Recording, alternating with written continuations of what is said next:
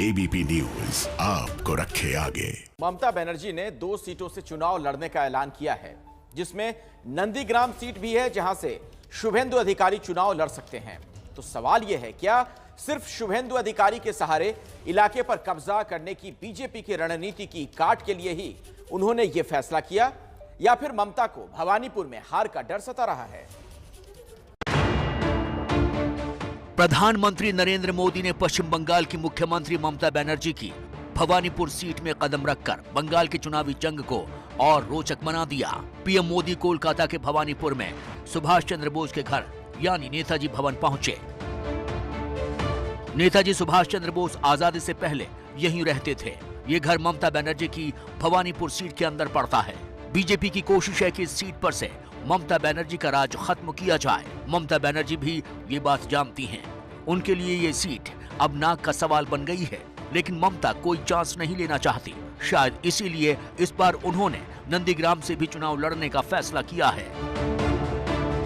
Seat एमनिते এটা general seat, কাজেই কোনো অসুবিধা নেই। এমনকি আমি যদি নন্দীগ্রামে দাঁড়াই কেমন হয়?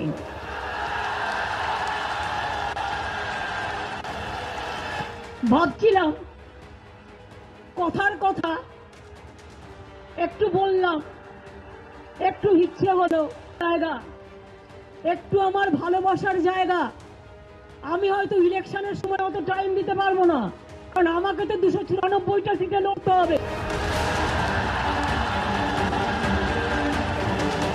জোড়াফুল তৃণমূল জয় হবে তো? সবাই ভিক্টরি চিহ্ন দেখান। ममता अपने लंबे राजनीतिक करियर में औचक फैसलों के लिए मशहूर रही हैं, लेकिन नंदीग्राम से चुनाव लड़ने के फैसले के पीछे कई वजहें हैं। नंदीग्राम महज एक गांव नहीं, बल्कि बंगाल की राजनीति में बदलाव का प्रतीक है। साल 2007 में जमीन अधिग्रहण के खिलाफ आंदोलन और आंदोलनकारियों पर पुलिस फायरिंग में 14 लोगों की मौत की वजह से इसने अंतर्राष्ट्रीय स्तर पर सुर्खियां बटोरी थी। इसी आंदोलन ने राज्य में वाम मोर्चा के 3 दशक से लंबे शासन के अंत की शुरुआत की और ममता बनर्जी की सत्ता में जाने की राह खोली थी। अब 14 साल बाद ये इलाका एक बार फिर सुर्खियों में आ गया है, लेकिन मौजूदा दौर में नंदीग्राम की अहमियत की वजह दूसरी है। कभी ममता का दाहिना हाथ रहे जिस शुभेंदु अधिकारी ने नंदीग्राम आंदोलन की रूपरेखा तैयार कर आंदोलन को अंतर्राष्ट्रीय सुर्खियां दिलाई थी, वो अब टीएमसी से नाता तोड़कर बीजेपी में शामिल हो चुके हैं। নন্দীগ্রামে দাঁড়াতে হবে আর এখন থেকে প্রাক্তন এমএলএ প্রাক্তন মুখ্যমন্ত্রীর লেটার হেড পেড ছাপিয়ে রাখতে হবে। লড়তে আমি জানি, সঙ্গে আছেন তো? আছেন তো? জিতবো আমরা, জিতবো আমরা। মমতা ব্যানার্জি হারবে, হারবে, হারবে, হারবে। ममता बनर्जी हालांकि पारंपरिक तौर पर दक्षिण कोलकाता की भवानीपुर सीट से चुनाव लड़ती रही है। इस बार उन्होंने कहा है कि वो भवानीपुर के लोगों की भावनाओं की भी उपेक्षा नहीं कर सकती है और इसलिए कयास लग रहे हैं कि शायद ममता बनर्जी दोनों सीटों से ही विधानसभा चुनाव में लड़ने वाली है, लेकिन उन्होंने साफ शब्दों में अब तक इसके बारे में कुछ नहीं कहा है। अब सवाल उठ रहे हैं कि आखिर ममता के इस फैसले का राज क्या है। दरअसल इसकी कई वजहें हैं।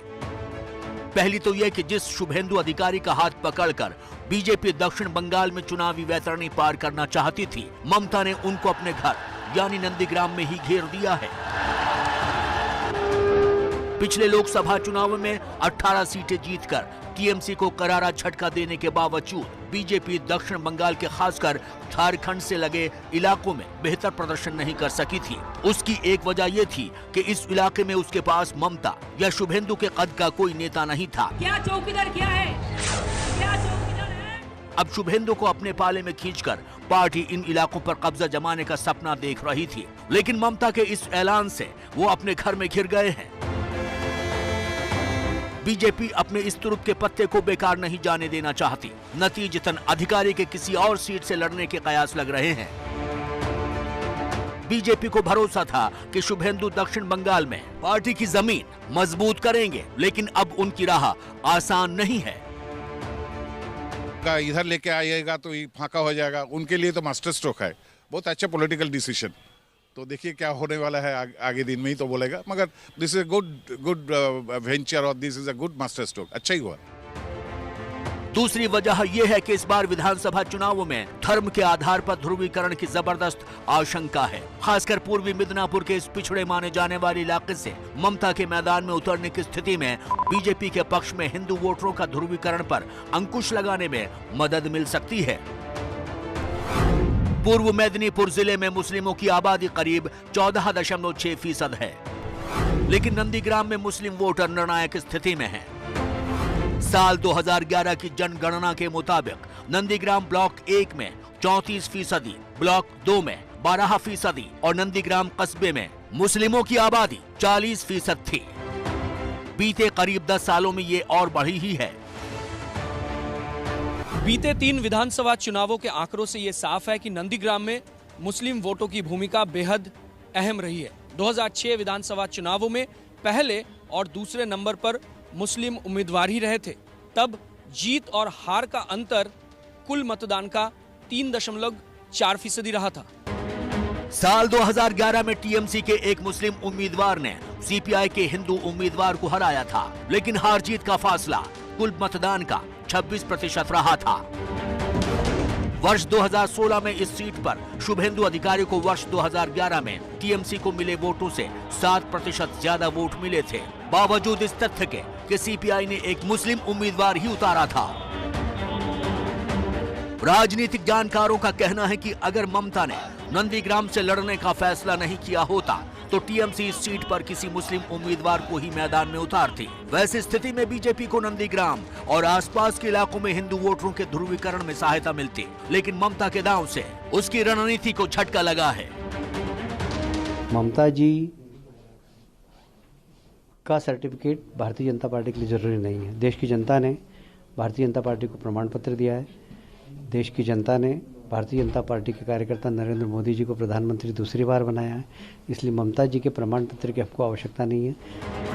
ममता बनर्जी दक्षिण कोलकाता के भवानीपुर इलाके से चुनाव लड़ती रही हैं, लेकिन इस बार नंदीग्राम चुनने की एक वजह ये भी है कि इस सीट पर उनकी राह शायद इतनी आसान नहीं थी। साल 2014 के लोकसभा चुनावों में बीजेपी ने भवानीपुर सीट में टीएमसी पर 0.13% की मामूली बढ़त ली थी। हालांकि साल 2016 में ममता यहां भारी अंतर से जीती थी, लेकिन 2019 के लोकसभा चुनावों में टीएमसी को बीजेपी के मुकाबले सिर्फ 2% की ही बढ़त मिली थी। भवानीपुर सीट पर लगभग 45,000 मुस्लिम वोटर हैं, जबकि 90,000 बंगाली वोटर्स हैं। खास बात यह भी है कि इस सीट पर 50,000 गैर बंगाली वोटर भी हैं, जो चुनाव में अहम साबित हो सकते हैं। भवानीपुर गैर बंगाली हिंदुओं की बहुलता वाला इलाका है। वैसे में बीजेपी की निगाहें बहुत पहले से इस इलाके पर हैं। पार्टी अध्यक्ष जेपी नड्डा समेत कई नेता भवानीपुर इलाके में रैलियां और रोड शो कर चुके हैं। कोलकाता में हिंदी भाषियों की तादाद राज्य में सबसे ज्यादा है। नंदीग्राम में इलेक्शन कॉन्टेस्ट करना ममता बनर्जी के लिए कंपल्शन भी है, ये स्ट्रैटेजी भी है, क्योंकि नंदीग्राम एक इशू है, पॉलिटिकल इशू है। उसको ममता बनर्जी उनका अपना हाथ से नहीं छोड़ना चाहता है। और दूसरे जो ये बात है कंपल्शन भी है, क्योंकि अभी जो एंटी तृणमूल वेव नंदीग्राम में आ रहा है, ये केवल ममता बनर्जी का इमेज ही सेव कर सकता है। आमतौर पर विधानसभा चुनावों से पहले कोलकाता नगर निगम चुनाव होते रहे हैं। उसके नतीजों से पूर्वानुमान लगाने में आसानी होती रही है, लेकिन इस बार कोविड की वजह से चुनाव नहीं कराए जा सके। इस वजह से इस बात का अनुमान लगाना मुश्किल है कि बीते लोकसभा चुनावों के बाद जमीनी हालात में बदलाव आया है या नहीं। ममता के नंदीग्राम से चुनाव लड़ने के फैसले के बाद ये सवाल उठ रहे हैं कि क्या वो इलाके में अधिकारी परिवार के राजनीतिक रसूख का मुकाबला कर सकती हैं। पूर्व और पश्चिम मिदनापुर में विधानसभा की कुल मिलाकर 34 सीटें हैं। इस इलाके में अधिकारी परिवार की राजनीतिक पकड़ बेहद मजबूत है। ममता को इस बात से कुछ राहत है कि शुभेंदु ने टीएमसी से नाता तोड़कर अपनी अलग पार्टी नहीं बनाई। वैसे स्थिति में ममता के लिए मुश्किल हो सकती थी, लेकिन उनके बीजेपी में जाने से तृणमूल के लिए उन पर हमले करना आसान हो गया है। चिरेगा जनगण जनता। और ये भी हमने बोला है कि अगर नंदीग्राम से ममता को हराएगा हम अपना पंजा काट देगा, क्योंकि हम लोग का मालूम है कि अभी सरकार नवान्न से तो चलेगा जरूर, लेकिन गांव से चलेगा, जमीन से चलेगा, खेती से चलेगा। नहीं, कौन किसको चीरेगा, वो सब डायलॉग से कुछ नहीं होने वाला है। आदमी सब, यहाँ की समाज इनसे इतना नाराज है, समय आने पर सब हिसाब हो जाएगा। जो रास्ता में उतर करके इस प्रकार नारा लगाते हैं, दूसरे को ईंटा पत्थर बम मारते हैं, पूरा कानून व्यवस्था टूट चुकी है, लोगों की सुरक्षा नहीं है। नंदीग्राम में बीजेपी का कोई संगठन नहीं है। वो शुभेंदु और उनके साथ आने वाले टीएमसी के पूर्व कार्यकर्ताओं के भरोसे ही जंग जीतने का सपना देख रही हैं। ममता के इस ऐलान से इलाके में टीएमसी के उन कार्यकर्ताओं का मनोबल भी बढ़ा है जो शुभेंदु के बीजेपी में शामिल होने के बाद असमंजस में थे। हालांकि शुभेंदु ने भी ममता की चुनौती स्वीकार कर बड़े दावे किए हैं।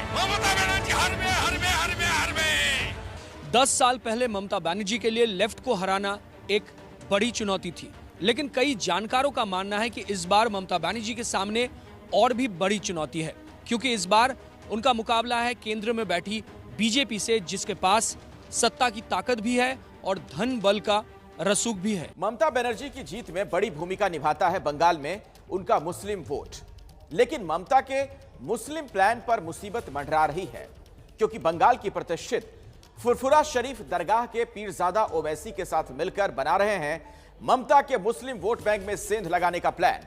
क्या है पूरी कहानी, और क्या वाकई ममता को चुनाव में इस गठबंधन से मुश्किल हो सकती है?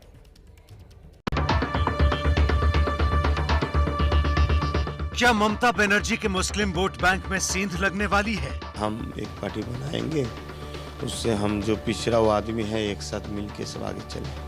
क्या ममता को लग रहा है कि उनका साथ देने वाले मुस्लिम वोट इस बार बंटने वाले हैं? क्योंकि इस वोट बैंक को बांटने वाले 2 खिलाड़ी साथ मिलकर मैदान में उतर चुके हैं, पीरजादा अब्बास सिद्दीकी और असदुद्दीन ओवैसी। और ऐसा लग रहा है कि ये दोनों खिलाड़ी साथ मिल गए तो ममता का खेल बिगाड़ सकते हैं। एबीपी न्यूज से खास बातचीत करते हुए बंगाल की फुरफुरा शरीफ दरगाह के पीरजादा अब्बास सिद्दीकी ने बताया कि आने वाले चुनाव में उनकी क्या रणनीति होगी। अब्बास सिद्दीकी के सियासी कदम की अहमियत समझने के लिए पहले फुरफुरा शरीफ दरगाह की अहमियत समझिए। कोलकाता से लगभग 45 किलोमीटर दूर हुगली जिले के जंगीपारा में स्थित फुरफुरा शरीफ को बंगाल समेत पूरे देश में मुस्लिमों के लिए बहुत ही पवित्र स्थल माना जाता है। ये देश के सबसे पवित्र मज़ारों में से एक है। इसे अजमेर शरीफ दरगाह के बाद दूसरे नंबर पर माना जाता है। मैं फिलहाल खड़ा हूँ फुरफुरा शरीफ में, और फुरफुरा शरीफ के अब्बास सिद्दीकी की पार्टी यानी कि इंडियन सेक्युलर फ्रंट की एंट्री से इस बार काफी बदल सकती है बंगाल की चुनावी गणित।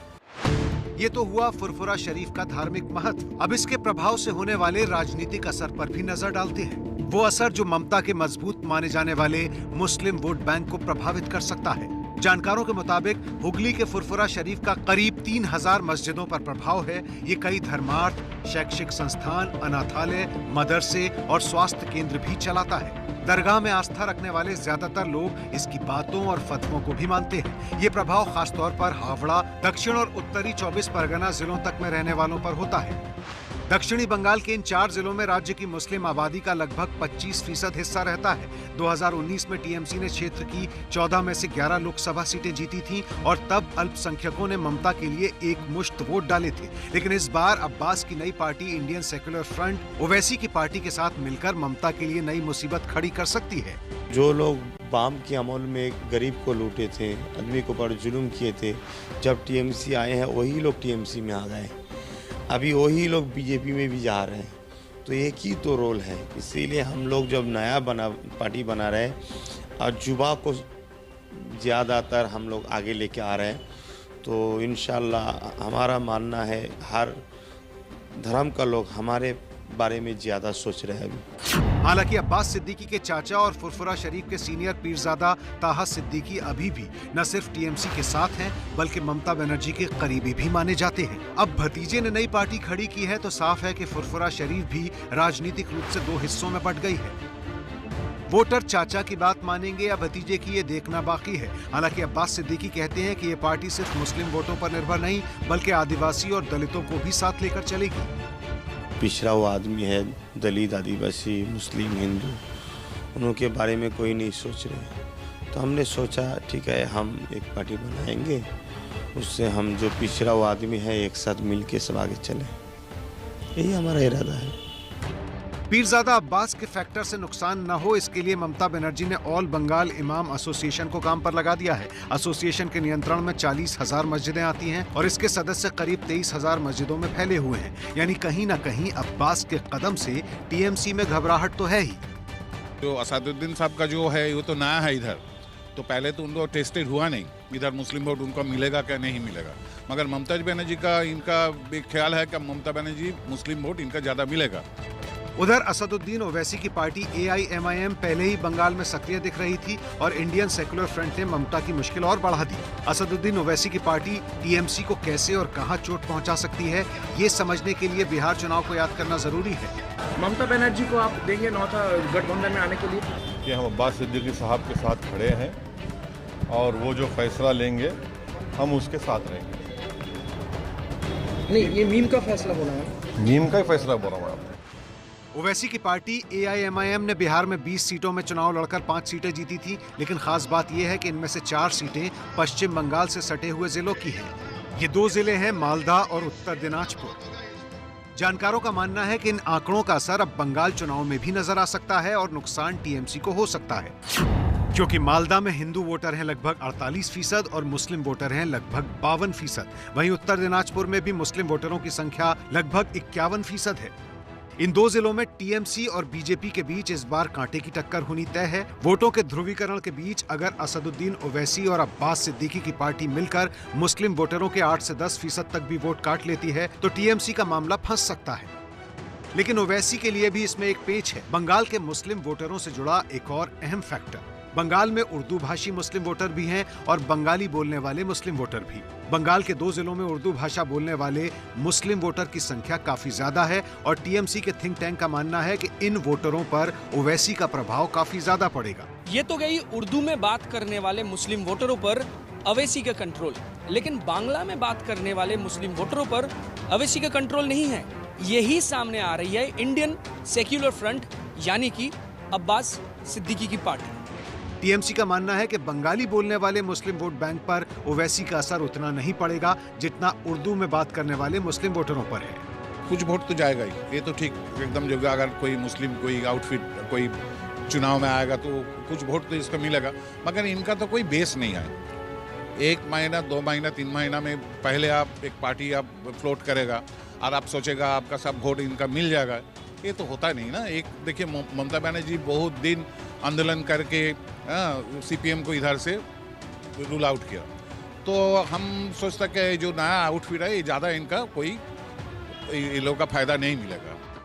कोलकाता शहर में भी 2-3 ऐसी सीटें हैं जहां उर्दू बोलने वाले मुस्लिम वोटरों की तादाद काफी ज्यादा है, लेकिन बांग्ला भाषी मुस्लिमों के लिए ओवैसी को फायदा पहुंचा सकता है इंडियन सेक्युलर फ्रंट यानी कि अब्बास सिद्दीकी की पार्टी। ओवैसी और अब्बास अगर प्लस हो गए तो टीएमसी के लिए मुस्लिम वोट को माइनस कर सकते हैं। कुछ हफ्ते पहले हुई ओवैसी और अब्बास की मुलाकात के बाद जो सियासी खिचड़ी पक रही है उससे साफ है कि ये नए समीकरण टीएमसी की मुश्किल को बढ़ा सकते हैं।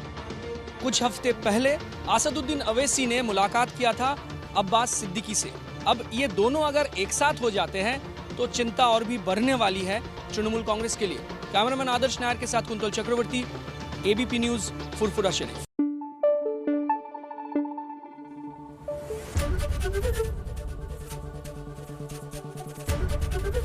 एबीपी न्यूज आपको रखे आगे।